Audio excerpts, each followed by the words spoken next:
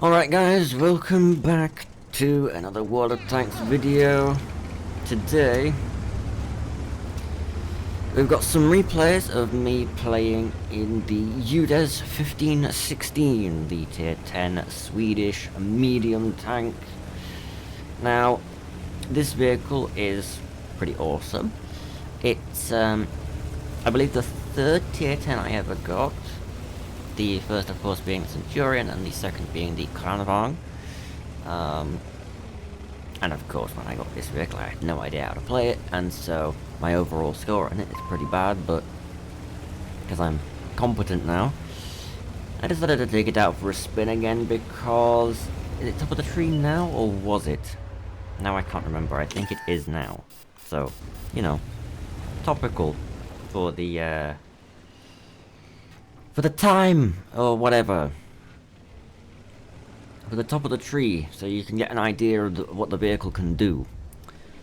So, what does this vehicle have? It has decent gun, decent ability, decent armor, but two things in particular that just set it apart among the tier 10 mediums in my opinion. One is it has very high alpha for its tier, or its class, which is 440 because it has a 120mm gun. Very good pen, very good shot velocity. It also has heat with 310mm of pen. The HE is 60, which, you know, you can use that on some light vehicles. Although intuition is quite difficult to train on this vehicle because, like, half of the crew are loaders because the tank, I guess, should have an auto-loader because of the style of, like, if you look at the gun, you've got that bit that raises up and down, that's like an autoloader design, right? But of course, in-game, it's a cyclic gun. It's the same thing as with, like, the French autoloader heavies and that kind of thing, right? There's like 3 loaders or something. Anyway. So I don't run intuition on this vehicle, whereas obviously I do on most other vehicles. And the other awesome thing about this tank is, of course, the gun depression, because it's Swedish, it gets like 14 degrees of gun depression. It quite literally is king of the hill. And in this situation, I can see that they don't really have anyone pushing on this side, so I want to be a little bit more bold. I'm trying to get this 277 to wake up, to come with me. This is a common theme in this battle. I'm like, hello? Hello? And yes, I know the tiniest bit of Swedish because one of my best friends is Swedish, and she has taught me, like, how to pronounce a few things, like Framåt till strid, which is one of the, you know, starting voice lines when you start the battle with a Swedish tank. By the way, that Charfutur 4 had a pretty awesome game. He peeked the ridgeline, he tried to be cheeky, and then he exploded. And I got all of the juicy spotting for it, which is very nice. 277 has woken up slightly, but he, how shall we say it? This 277, he likes to play safe. He's a bit of a tank destroyer player, you know, he's a bit of a triangle.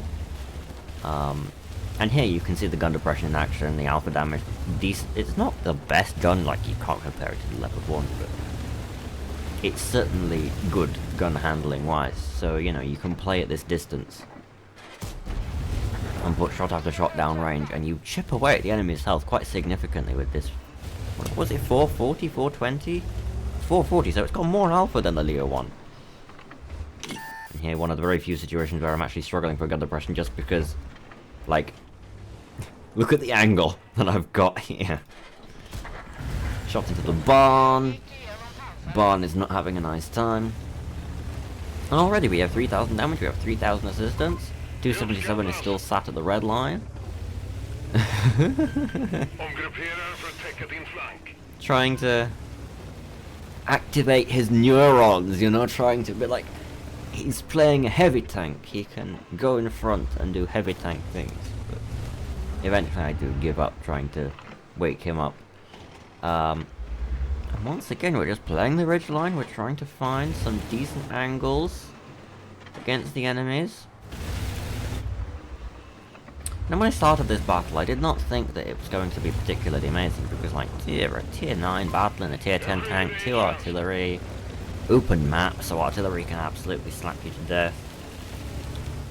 And, you know, this 277 is just hurting my brain. But we have, as you can see, like, all of the map controllers in the known universe. The enemy team is hiding in their base, pretty much all of them. Spotted the Cobra, waiting for him to drive in front, putting another shot in. It's just a nice vehicle.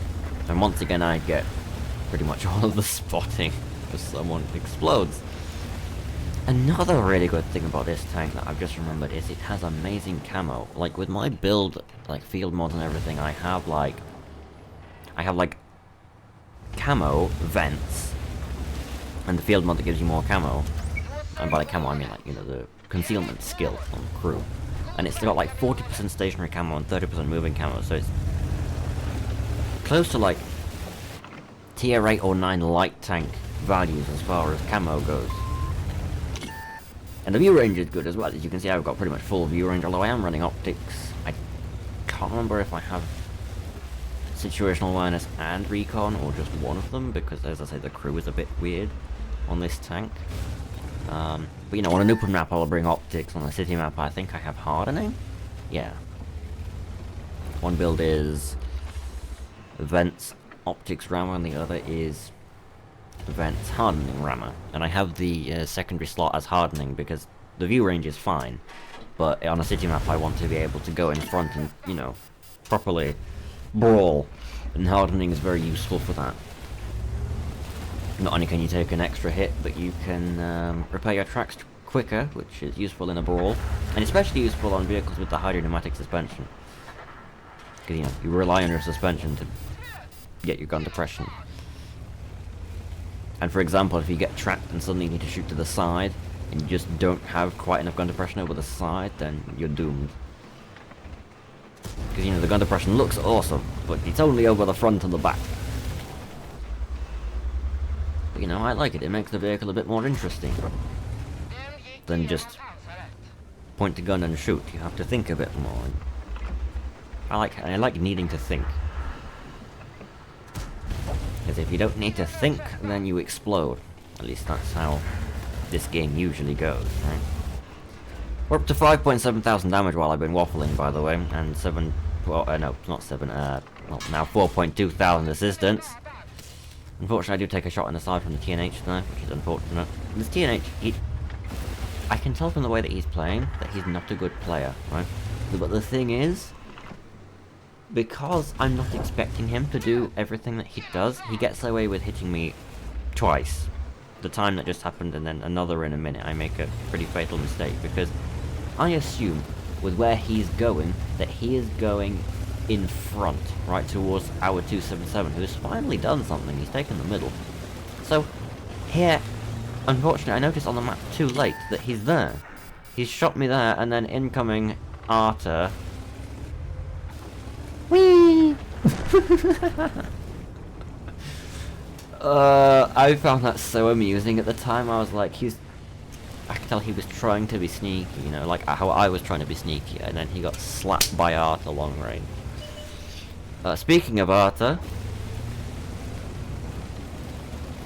unfortunately we see my aim going here, because that could have been a damaging shot, but I partly misaimed, partly it was a bit unlucky because the shell went low, but you know, I had a little bit more time to get that shot and kill that clicker, but it is what it is. So now I'm down to one-shottable, but there is still some hit points left on the enemy team, and of course we're trying to get as much as we can in this battle. Surprisingly close game as well, considering it's, you know, holiday ops season. By the way, I'm curious if you guys watching have, you know, basically been finding the game pretty much unplayable recently, like I have, regarding the holiday ops matchmaking, where, you know, 2-to-15 simulator is a thing in the game anyway, right? But during holiday ops, it just, like, honestly, I love this game, right? I've played this game for a very long time, and I've gotten decent at it. I wouldn't say I'm a good player, but I'm definitely decent. After, you know, being a noob for so long, by the way, Arta is primary target, Arta dies first. But, and, you know, I also miss aim shot there, sadly, ricochet. You know, how to put it? I've had many issues with this game over the years, right? Like, you know, arty, too many light tanks on a team. To an extent, gold ammo spam, but I'm not super bothered about that, right? Like, I'm bothered about gold ammo spam when I'm actually using my armor properly and I still get just pummeled in the face by a hail of gold fire. Because, you know, I won't deny that I load the gold when I see Mouse or E100 or Jagdpanzer E100, right? And I'm like, yummy hit points. So I can't complain when it happens to me as well, but when I'm actually angling it using my armor properly to its fullest potential, and then I still just, you know, get smacked. But my only remaining issue, because Wargaming done a relatively decent job at polishing up this game, right? They tried to make it a bit better for the newer players, which is huge, right? New player experience used to be dreadful. But my only remaining issue is the fact that the unbalanced matchmaking, where one team gets either the powerful vehicles or the good players, and the other team gets, you know, the casual players.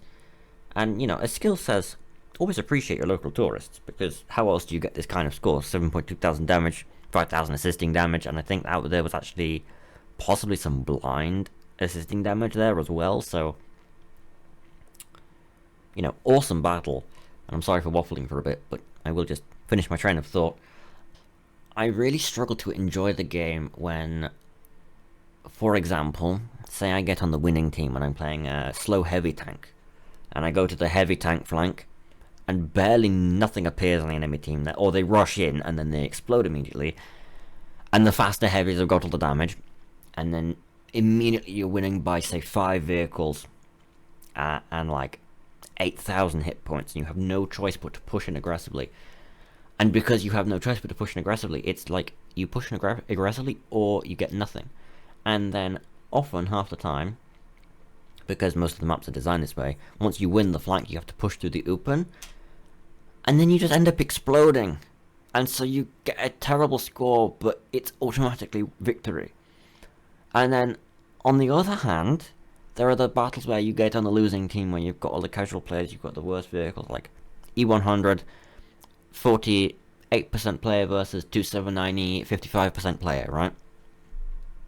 And because you're on the losing team, half the time you get a better score. I find this especially on Ruinberg. I can't stand that map.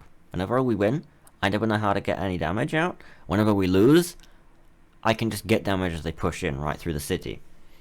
What I'm just trying to express here and trying to say here is that that one aspect of the game, I don't even care too much about artillery. Sure, it can be annoying to get penned or stunned for the whole game, but it's just part of the game, right? And I feel like if the battles were more balanced, if the matchmaking was a bit fairer, even if it took a bit longer to get into a battle, I genuinely think that this game, you could say that it would be a good game, right?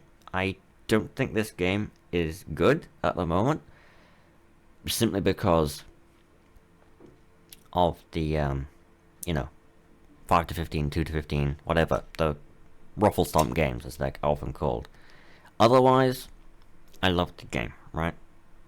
I'm not ashamed to admit it, but I would never recommend anyone else to play this. I choose to play it because I like it, but yeah. Rant over. I will probably put a timestamp, or not a timestamp, but a caption on the video before the rant, so you can skip to the next replay if you don't want to hear me waffle on for 5 minutes. Alright, time for the next replay. Alright guys, welcome back. Time for the second battle, this time on Redshire. Right, yes, Redshire this time, all tier 10. 2 arties again, and I've gone for my loadout with some more gold, because, you know, tier 10 battle. They have Mouse, they have double Jagdpanzer E100, they have E4. All vehicles that I will definitely want to have plenty of gold to deal with. And as you can see at the beginning, I was kind of trying to decide in my head which flank I wanted to go to, but for the longest time I've pretty much always gone to this side, and I take one of two positions. Well, actually no, one of three, right? If I'm playing a tank destroyer or a medium like I am now, I'll take this position, knock the trees over, and try to provide some assistance for my team, either in the middle, like that. Very quite lucky shot on that UVR, but I was quite pleased with it. Or I'll go where our Jagdpanzer E100 is to snipe and support the heavies, right? Fired a little bit too soon there on that. Flipwagen, as skill calls it. You know, or if we have plenty of tanks going to the 9-0 line, then I will go there. And in this case, I can see we have one tank there, Mr. IS-7. Luckily, he hasn't gone all the way in. He's doing a good job playing slightly further back, so he will spot them as they push in. But he won't immediately explode when, you know, the inevitable apocalypse arrives. So, you know, I'm just being patient. I have a feeling like that AMX will eventually peak on one side or the other, or someone else will appear. And I'm also keeping an eye on this Rheinmetall Panzerwagen. Sometimes you have to say the full name of these vehicles, you know. It's like Rheinmetall Bossig Waffenträger, you know, you just have to. You just have to. And here we go, here comes the apocalypse. Jagdpanzer E100 is going in front, believing that he's the most powerful vehicle on the battlefield. Little does he know that he isn't, because I'm here. And here, you see, this is the thing, with no intuition. Do I go to gold now? No? Why aren't I going to... Oh, I want to finish this guy off, I think. That's what I want to do. There we go.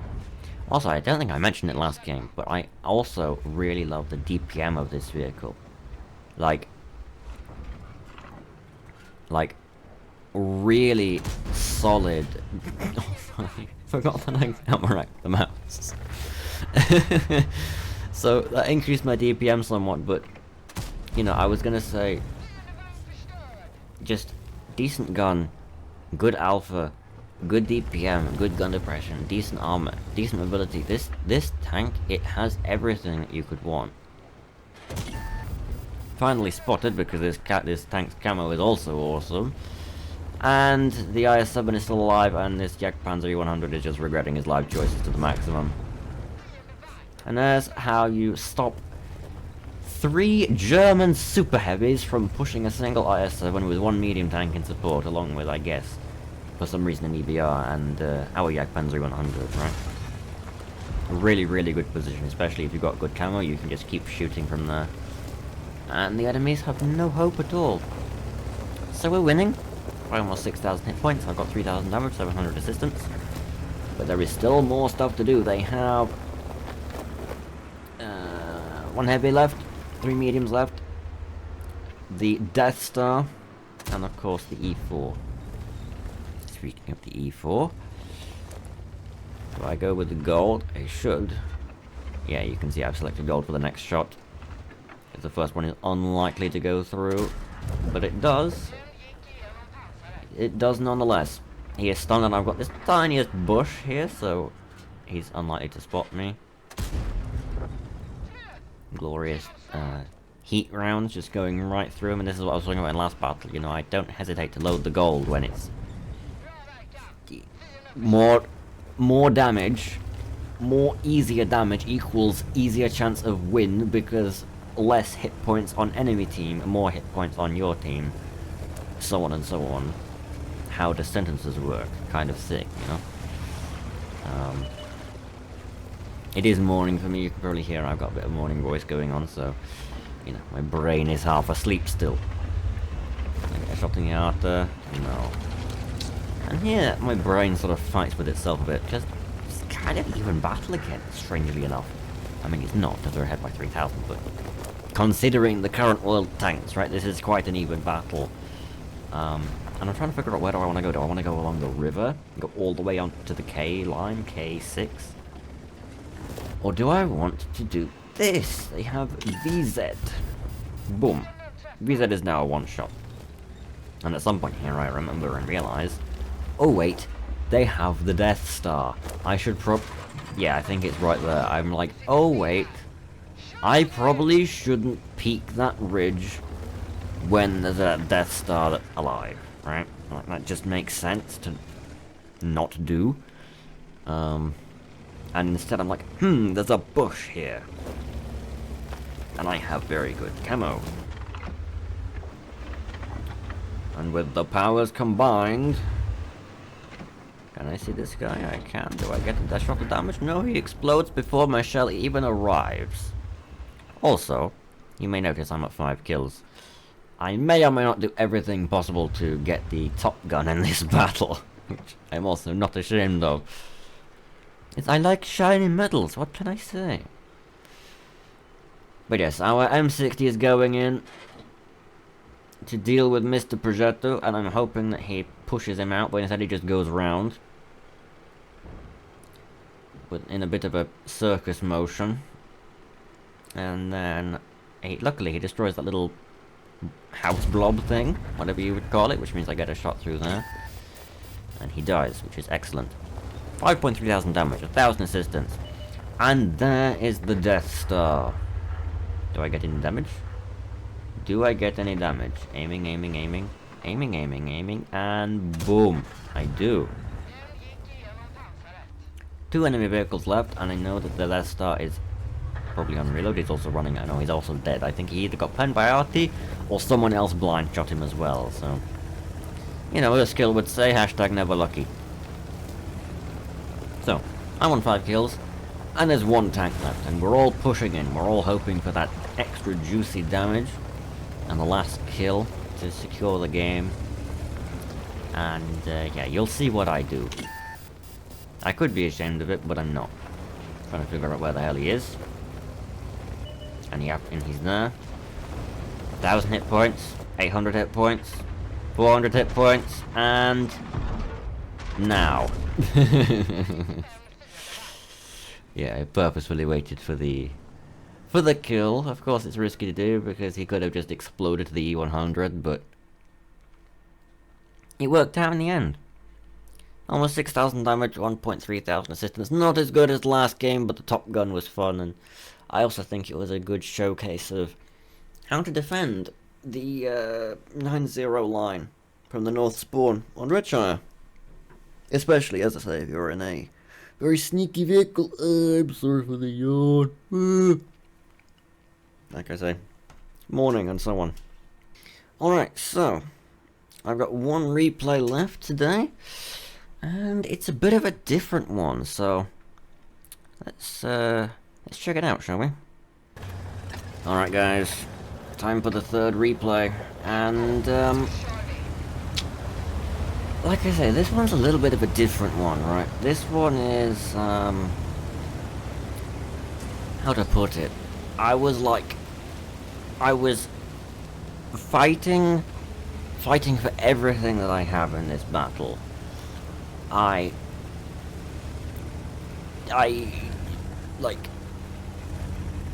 did everything, you know, to try to secure victory. Will I? This is the question. Keep you in suspense, because content. Airfield. New airfield. Not as bad as the old airfield, but still the same, you push, you lose. So, hold down tank, decent mobility, we take the middle, right? This is how it works. They have Minotauro going here, because of course they do. Why wouldn't they?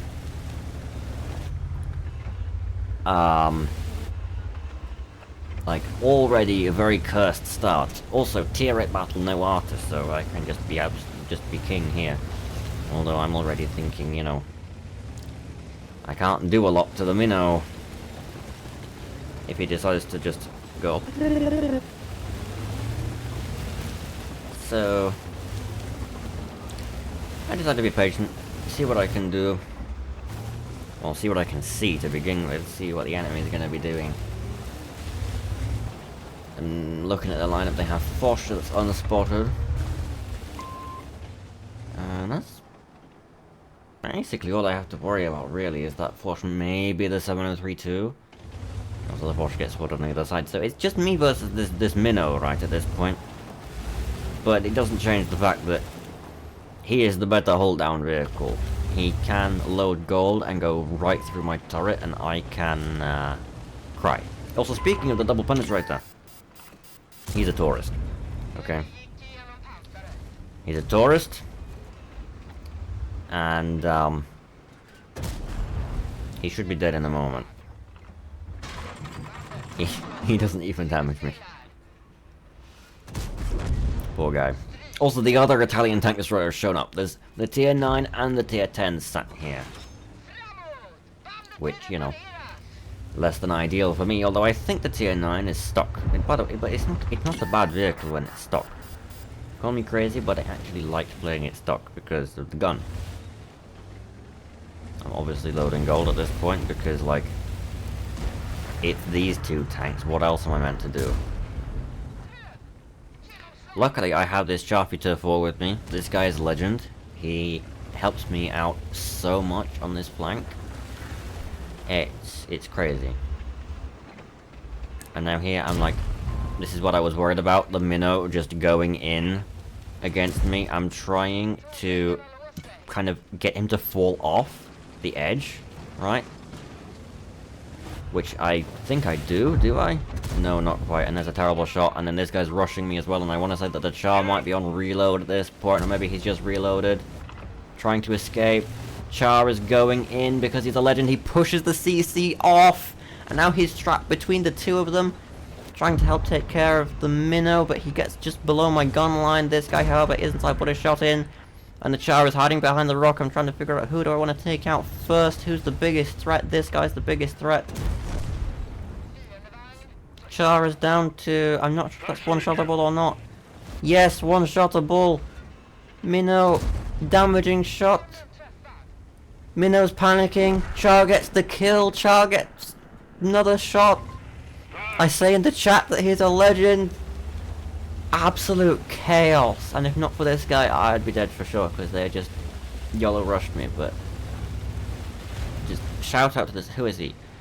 I don't know how to pronounce his name, I'm sorry, but the guy in the Charfuter, legend, absolute legend. But the battle's not over. We're down 3.6 thousand hit points. Half of our team is one-shots, as you can see. And I am trying to figure out what the hell I can do at this point, right? I see this G-Saw, thinking maybe he's gonna peek, maybe he won't. And you know, most of their hit points are over on this flank now at this point, right? So I'm trying to be like, can I do anything over here? Yep, I can damage a 277. And now we've got this UDES going in against the VK. The VK100, I can see the LTTB to the side as well. I put a damaging shot in. LTTB peaks, I get a bit of spotting. Hopefully the VK will deal with that guy as he's running away. But actually I think that he does actually manage to get away here. I think I overpeak and get shot by the G-Saw, I'm not sure. No, I don't. I think I do in a moment though. I'm trying to figure out how I can get rid of this UDES. The LTTB peaks, put a shot into him as well. Their team now has like 3 one-shots as well. So it's a question of who can get all the kills. I decided to take a hit, and sadly I take an extra hit as well. That's not what I hoped to do. I thought I will just take 1 hit from the UDES to finish him off, get him out of the game. And the Char is also going down soon because he's pushing the LTTB. There he goes to the G-Saw as well. This G-Saw is a huge issue for us because he is securing, you know, all of the important positions for our team. And at this point I need to get out of here. I have not enough hit points. And the G-Saw and the LTTB can just rush me if they want to. I mean, Otaro is dead as well. And at this point, I'm trying to figure out where do I want to go, what do I want to do. I think I was hoping the LTTB would go this way, and he does. I find the LTTB attempting to make a flanking play. Kill him, that's huge. That means that we are much less likely to get flanked in the butt at this point. And now that he's dead, I decided to go back to the original spot. I could have taken this position here, F3. Very, very powerful defensive position. You can also shoot this way from here. You can shoot this way from here, this way from here, right? You can basically defend the base from every single possible angle from this position. Well, this one and this one. But I'm hoping... And there you can see the G-Saw was trying to flank us a little bit. Put a shot in. I see the BZ behind as well. We're pretty much surrounded, and I'm just trying to get as much as I can, because this is technically winnable, right? The hit points are quite similar, although we have so many one-shots. I mean, the main problem is the Foch, right? The Foch, speaking of the Foch, there he is. And just trying to get as much as I can. He's down to 2-shottable. Does the VK manage to shoot him? I'm not sure. And then here's the G-Saw. G-Saw decides to kill the VK, and I know that I out-DPM the G-Saw, right? And I'm trying to use this wreck as a bit of cover. Sadly, he does get the shot into me. Luckily, he doesn't kill me, and again, I know that I have a better DPM, so I know that I can afford to just chase him down, and I will get that kill. And now, 2 versus 2. Me and the TS5 versus the Foch 155 and the Tiger 2. We're basically all one-shots, although I think they are two shots? Yeah, they're 2 2-shots, not 2 1-shots. So we have 2 1-shots versus 2 2-shots, right? I'm spotted, I don't know where from, which is a problem. I think it was up where the G-Saw was, up to my left, right? I think that's where the Tiger 2 is. So he knows that I'm going this way, but I feel like my only option here is to try and take care of the Tiger 2. Because I can't push the Foch. But with the TS5 help I can. There we go, you see the Tiger 2 knew I was coming this way. I'm trying to angle and use my armor. Also trying to finish him off here. And sadly he manages to find a shot onto me somehow, and rip the dream! Sadly. 5 kills again. 7,300 damage, 700 assistance. You see in the chat though. Screaming about, you know, the score and how much I did in this game. For it to all end in defeat. But you can't say I didn't try, that's for sure. So yeah, that's gonna do it for the replays, and now I guess we head into the game and look at the scores, because this time I am gonna show the scores, because they were good enough in my opinion to show. Alright guys, here we are with the scores of the battle. You can see here we've got the first game on Sand River, ace, actually the first ace that I got in a tank, which was pretty awesome. Patrol duty medal, high caliber, Confederate. 7.2 thousand damage, 5.1 thousand assistance, and 1,354 base experience, and, you know, bit of profit for tier 10, right? Actually, this looks like it was before Holiday Ops started, which is a bit odd, considering the top of the tree started at the same time, roughly at the same time, right? Either way, there was the first battle. Then the next one was the Redshire game. Only first class sadly, but we did get the Demolition Expert for ammo racking the mouse. Top Gun, high caliber, 5.8 thousand, 6 kills, 1,300 assistance, all ones experience. Also nice profit. And then the air, was it this airfield battle? No. this airfield battle. Sadly defeat. Ace again. High caliber, 7,300 damage, 5 kills. 800 base experience on a defeat. And a little bit of profit as well. I would like to point out 2 aces in 3 battles. And also very, very close to beating my damage record twice. Right? 7,265 and 7,300. When, if you remember from my last video, my record is this one, which I never showed the results for, but here it is. Ace with the Centurion, and from the last video, 7,405 kills, and that's the base XP. Quite a lot of gold, so let's profit. And also, it wasn't during holiday ops. So this vehicle, epic. Would highly recommend you pick it up. Especially, is Top of the Tree still running? Yes. So you got like 2 weeks to get this tank.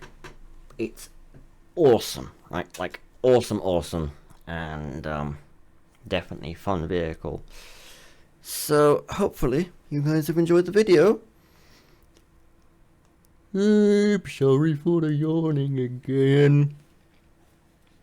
If you enjoyed the video, make sure to drop a like down below. Let me know in the comments what you want to see next. Do you want me to see some like live battles? Maybe I could record some live battles, or just, you know, if I have a particular vehicle, you know, recommend me to play with something. If I have it, maybe I will. Last thing I'd like to say is thank you for the support on the last one. I was not expecting it to pop off as much as it did, but that video is at like 1,400 views or something now, and I got quite a bit of interaction in the comments as well, which was awesome to see. I love hearing from you guys and interacting and replying and everything, and you know, if I can, try to be helpful sometimes, you know, like if you're asking questions, I can reply and say this, blah, blah. Anyway, again, hopefully you've enjoyed, and I will see you in the next one. Talk to you all then.